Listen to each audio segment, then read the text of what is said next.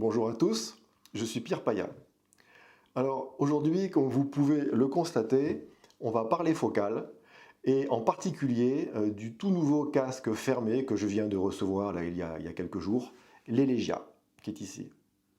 Alors pour rappel, la gamme Home de chez Focal se compose à présent de l'Elegia, de l'Elire, du Clear et de l'Utopia.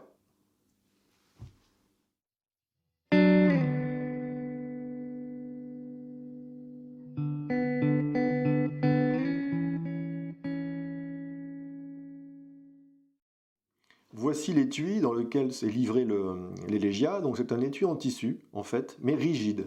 Voilà, il est bien rigidifié, il est très pratique pour transporter le casque. Il se ferme ou s'ouvre avec une fermeture éclair. Alors on a un compartiment là en haut dans lequel est rangé l'adaptateur 3.5 vers 6.35 parce que le câble lui se termine par un jack 3.5. Donc avec cet adaptateur, on pourra attaquer un amplificateur sédentaire.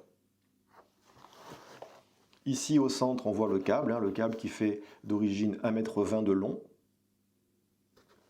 et puis qui se termine et qui se connecte au casque par des jacks 3.5. Alors on retrouve sur cette Elegia, on retrouve bien sûr, on le voit, l'esthétique globale que l'on connaît déjà chez Focal pour le Clear, pour l'Elire et même pour l'Utopia d'ailleurs. Focal a par contre joué pour ce casque, pour l'Elegia, sur les couleurs. Voilà, on a par exemple la face externe du bandeau qui est noire et la face interne, elle, qui est grise. Voilà, qui est grise comme le gris, en fait le même gris utilisé pour le Clear. Alors pour les pads, c'est la même chose. Microfibre, noir, voilà, mais l'intérieur cerclé de gris. Alors c'est très sympa à l'œil, enfin moi j'aime bien en tout cas, c'est très joli. Voilà. Idem pour le système de réglage en hauteur. Voilà, tout ça on retrouve sur les autres casques, il n'y a rien de nouveau là, juste les couleurs qui changent. Alors, l'Elegia, donc, sa particularité, c'est que c'est un casque complètement fermé, il ne rayonne pas vers l'extérieur. Alors l'impédance de l'Elegia est très faible, on a 25 ohms. À titre comparatif, le Clear a une impédance de 55 ohms, et l'Elire et l'Utopia, eux, ont des impédances de 80 ohms. Au niveau sensibilité, c'est sensiblement la même chose. On a 105 dB là pour l'Elegia, alors qu'on a 104 décibels pour les autres casques. Son poids est aussi le plus léger des quatre, 430 grammes, contre 450 pour l'Elire et pour le Clear, et 490 pour l'Utopia. Alors pour ce qui concerne le driver, ici, de l'Elegia. D'abord, son diamètre est de 40 mm, et il est conçu dans un alliage d'aluminium et de magnésium, mais ça on le retrouve aussi sur les membranes des drivers du Clear et de l'Elire. Alors l'avantage de ce type de membrane en aluminium, magnésium et avec profil en M, c'est tout simplement qu'elle permet d'avoir un alliage léger, en fait, une masse légère, en même temps d'avoir une très grande rigidité, ce qui va bien sûr permettre d'avoir un bon amortissement, et ça on va le retrouver à l'écoute sur ses qualités de réaction au transitoire. La suspension, quant à elle, est plus fine que sur les autres casques qu'on vient de voir de la gamme, et son épaisseur est de 110 microns. Alors de ce fait, l'équipage mobile, en fait, c'est-à-dire toutes les parties du haut-parleur qui seront en mouvement, cet équipage mobile donc est plus léger, et il va être davantage facile pour l'amplificateur de contrôler le haut-parleur sur toute la bande passante que le haut-parleur est capable de reproduire. Alors en tant que casque fermé, l'Elegia comporte deux évents. Il y a un évent qui est intégré directement au haut-parleur, et cet évent en fait a pour objectif une gestion optimale de l'équilibre entre le grave et le bas médium.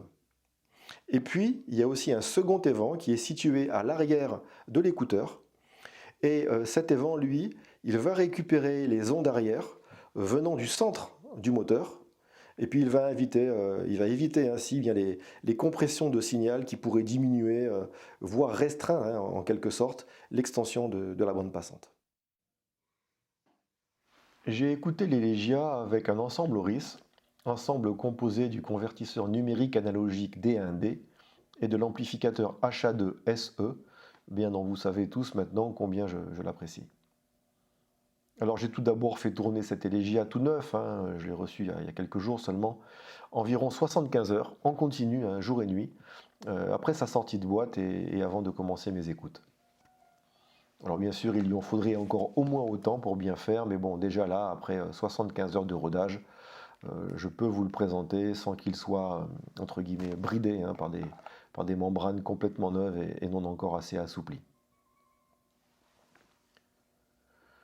Alors j'ai comparé ensuite l'Elegia à un Elire, car comme vous le savez, j'aime pas hein, faire confiance à mes mémoires auditives qui ne vaut rien en fait, hein, et j'aime bien avoir une référence me permettant de mieux positionner mes impressions.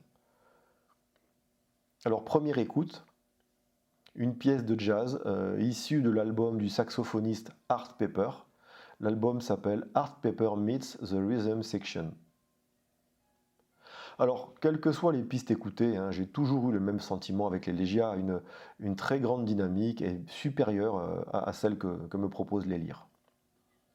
La bande passante subjective est également un peu plus étendue, selon moi, et dans le grave avec l'Elegia.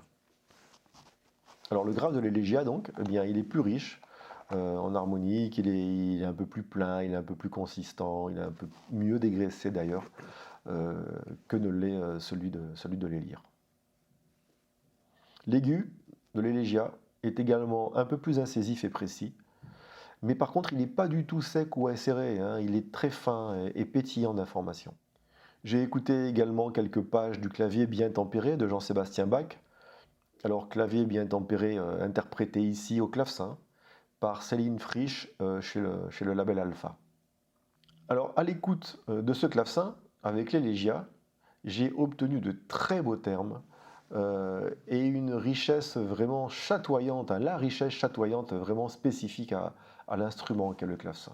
Un très très beau clavecin ici. Après voilà, c'est vrai que quand je passe à les lire, eh bien j'avoue que je préfère son aération supérieure et la perception que les lire me donne donc hein, de toutes ces petites notes pétillantes, vous savez, un peu comme des petites bulles de champagne là, que l'instrument produit et qui quittent la table d'harmonie, plus globalement le châssis d'ailleurs hein, de l'instrument, et qui vont voilà, comme ça s'élever et s'évanouir dans l'espace. Cette sensation là du clavecin aéré à souhait, ben, je le perds un peu hein, avec les Legia. C'est un petit peu dommage d'ailleurs parce que eh bien, je crois un peu moins à ce que j'écoute et à la présence de l'instrument. Je manque en fait un peu d'aération, oui, pour ce type d'instrument avec les Legia. Alors j'ai écouté également plusieurs pages de l'album Concerto Napoletani per violoncello, qui est un disque superbe, un album qui regroupe plusieurs concertos pour violoncelle de compositeurs baroques italiens. Alors ces concertos sont interprétés sur cet album par l'ensemble 415. Bien, sur ce type de musique, je manque encore un tout petit peu d'aération avec les Legia, et je le regrette parce que c'est dommage, je préfère d'une manière générale les timbres de l'Elegia, je préfère les rythmes, les contrastes que me donne l'Elegia, et en même temps, voilà, je perds un petit peu d'aération par rapport à ce que me donnent les lyres.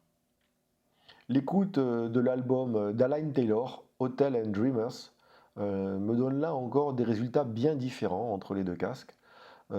J'ai un peu plus d'ouverture avec les lyres, mais par contre, je préfère la voix de l'artiste chantée par les Legia, eh bien tout simplement parce qu'elle est un peu plus grave, elle est, je trouve, mieux posée et je l'aperçois avec les Legia donc comme me semblant plus naturel. Un autre album de jazz, hein, celui de Ben Sidran, Cien Noches, et le titre que j'ai écouté c'est See That Rock. Alors là, je préfère sans contexte l'Elegia. Eh bien, tout d'abord, la voix de l'artiste est encore mieux placée et sa tessiture est vraiment différente de celle que j'entends avec les lyres. Euh, je suis le rythme avec l'Elegia avec plus d'implication. Je le vis, je le ressens. alors que je suis un peu plus distant, hein, et je me sens un peu plus passif à l'écoute de la même pièce avec les Léards. J'ai également, avec les Légias, plus de contraste et de couleurs. L'Elegia est également plus dynamique, il est plus claquant en fait, il est plus percutant. Encore une fois, le saxo ici avec l'Elegia est absolument rutilant. Il transmet toute l'énergie du musicien et cette énergie, ben, je l'aperçois avec plus de difficulté quand j'écoute les lyres. Un autre album que j'ai écouté pour ces comparaisons est un album de Christina Plouard qui s'appelle Music for a While et le titre c'est One Charming Night. Alors, j'ai besoin de monter le volume là avec les lyres, c'est marrant, hein, pour tenter de retrouver en fait la présence que j'obtiens avec les Légias. Une fois encore, contraste sonore, présence ont vraiment ma préférence ici avec les Légias et la voix de la chanteuse, voix que j'aime par ailleurs beaucoup, hein, et qui est un peu plus douce là encore avec les Légias et qui me semble plus naturelle et mieux posée. Alors la première chose que j'ai envie de dire concernant cet Elegia, eh bien, c'est qu'il isole vraiment très bien. Aussi bien du monde extérieur, hein, si on est dehors, dans un endroit bruyant, bien, on pourrait écouter la musique sans être gêné, et dans l'autre sens, c'est-à-dire si nous sommes chez nous, dans un lieu relativement calme, eh bien, en écoutant même assez fort, on ne gênera pas notre entourage. Voilà, ça, je viens de l'essayer, je l'ai vérifié. Autre chose aussi qui justifie donc son usage en extérieur ou en nomade, hein, pourquoi pas, eh bien c'est tout simplement sa très forte sensibilité, hein, 105 décibels, et son impédance faible, 25 ohms. Donc il pourra marcher sur n'importe quel DAP ou même sur un téléphone.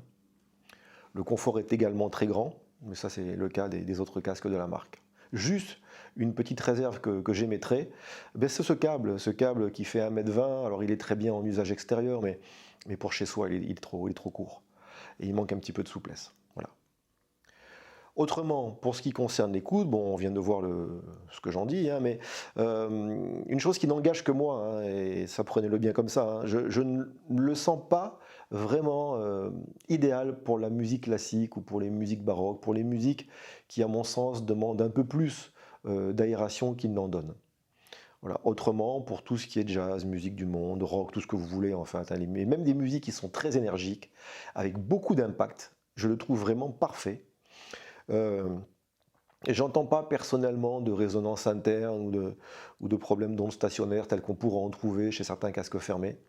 Donc un gros point là-dessus. C'est en fait un excellent casque fermé.